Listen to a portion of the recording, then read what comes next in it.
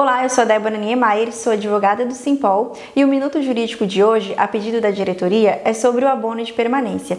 O abono de permanência ainda causa muitas dúvidas nos policiais civis sócios do Simpol sobre quando ele começa a ser pago aos policiais e quais são os requisitos para ele ser pago. Então, por isso eu vou falar um pouquinho sobre esse benefício, onde ele é previsto e quais são as regras.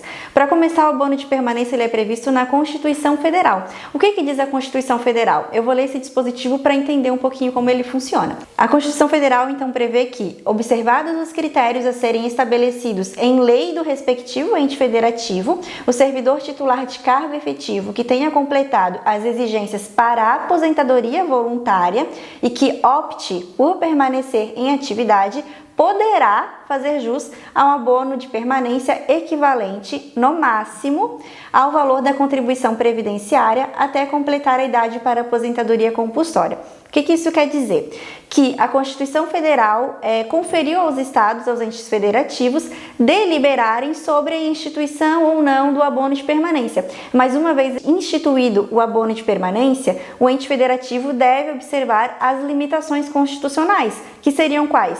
Instituir ele de acordo com os requisitos da aposentadoria e o valor equivalente, no máximo, ao valor da contribuição previdenciária. Então, o que o Estado de Santa Catarina fez após a reforma da Lei 412?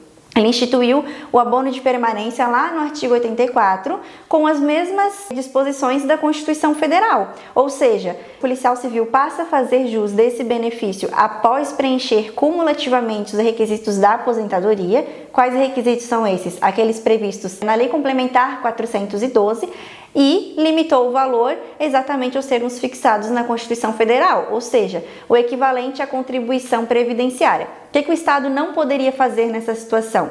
Ele não poderia estabelecer um critério de aposentadoria, exemplo, uma idade, que é o nosso caso aqui de Santa Catarina, 55 anos, mas para o abono de permanência uma idade diferenciada. Não, ele tem que estabelecer os mesmos requisitos da aposentadoria. E também não poderia estabelecer um valor diferente daquele máximo estabelecido na Constituição Federal, ou seja, superior à contribuição previdenciária. Então, repetindo, a partir do momento que o Estado institui o abono de permanência, os requisitos ficam limitados àqueles previstos na Constituição Federal.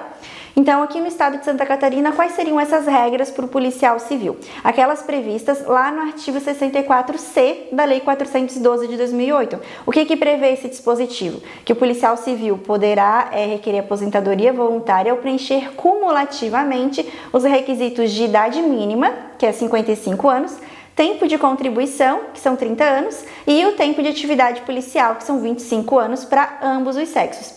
E aí surge a maior dúvida do policial. Doutora, mas eu entrei antes da vigência dessa norma, dessa regra geral. Por isso que existem as regras de transição. Aonde estão essas regras de transição? Lá no artigo 67. Nos incisos do artigo 67, ele prevê duas regras de transição. Uma com redução do tempo de contribuição e outra com redução de idade.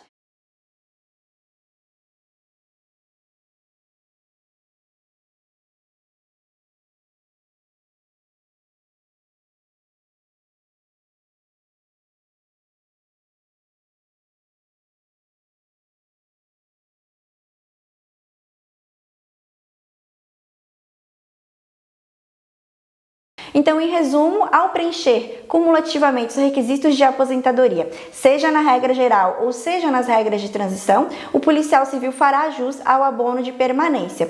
Mas esse abono de permanência, ele é automático?